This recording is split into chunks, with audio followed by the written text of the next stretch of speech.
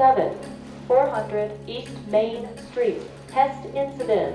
Engine 111, 400 East Main Street. Test incident. 1641 hours. Cross of 100 Brooks Way and 1 South Smith Street.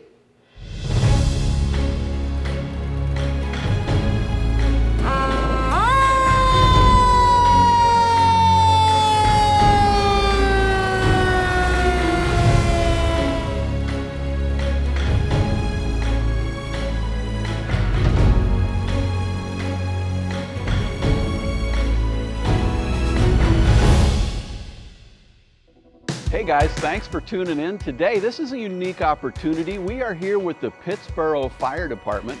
These guys have been gracious enough to allow us in here for a fire safety education. Here is Deacon. Thanks for being on camera with us today, Deacon. Absolutely. Appreciate you guys having us out. This is all a employed group. This is not volunteer staff. You guys are all employed here. Yes, sir. Yeah?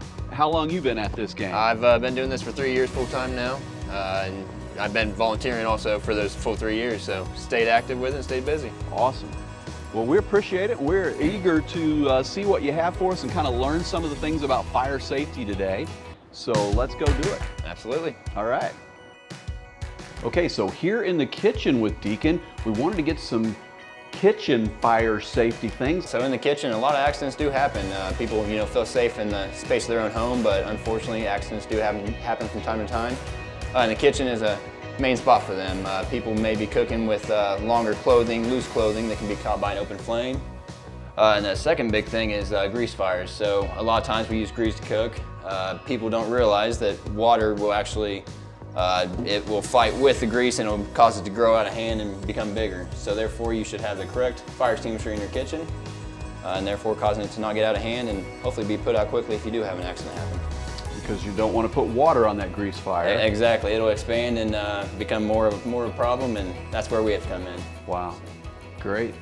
So outdoor by the grill, I'll tell you, Deacon, in my real estate career, I bet you no short of 100 times I have found a grill set too close to vinyl siding and it has melted it. I see that all the time. So people underappreciate how hot these things get. What sort of things do you guys see about outdoor fire safety around patios, fire pits, grills? Yes, sir. Good point there. A lot of people don't realize that vinyl siding is highly flammable, especially when exposed to a heat source such as a grill. Another thing relates just back to the kitchen. Don't leave it unattended. Make sure you shut off the propane tank. If it's propane when you're gone, make sure it's fully extinguished before you walk away from it. You know, I was recently at a property that I was selling. The owner had been out there Friday night. I was there, must have been Monday morning, and their fire was still smoldering. Yeah. I couldn't believe it. So does that happen? Was that an abnormality or is that common? Absolutely not. These fires can burn for a while, especially, maybe you throw water on the outside of it. If it's a pile of ash, the inside can still be warm. It can still maintain that heat. People like to have wood fires around a fire pit, and those will keep hot and burn for a couple of days. Wow. So exposure is a big thing when it comes to fire safety. Very interesting. Now let's think a little bit about garage fire safety issues. Absolutely. So here in our bay, it's almost like a person's garage of their home. A dryer, it produces lint the more that it dries, and therefore some people don't clean it out like it should be recommended, and that can cause a buildup, which can cause a spark and creates a fire. Secondly, in a garage, people do store maybe gas for a mower or oil. That stuff can be highly flammable, so we would like to place that in a shed, maybe out in a yard, away from electrical and maybe your car, something that can ignite. And lastly, a big thing we find in garages can be a extension cord. Extension cords are not recommended, and they can be a big fire hazard. A lot of times it's not by the manufacturer's recommendation that you plug in a heater or something to an extension cord to keep your garage warm. So we find that a lot during the winter months with a heater, or maybe running an electric saw or a weed eater during the summer months.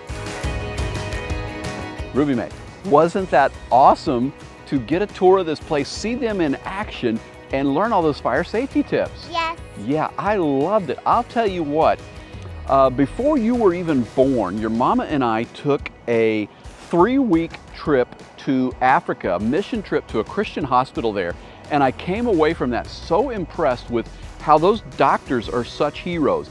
Now, having spent an hour or two with these firefighters, I'm really appreciating what an incredible level of heroism is involved in being a firefighter. These folks have thousands of hours of training in this, and they are true public servants, just risking their lives to protect us and to protect our homes. I am so thankful for these folks and so appreciative of what they do. Till next time, we'll be showing you more things about our community.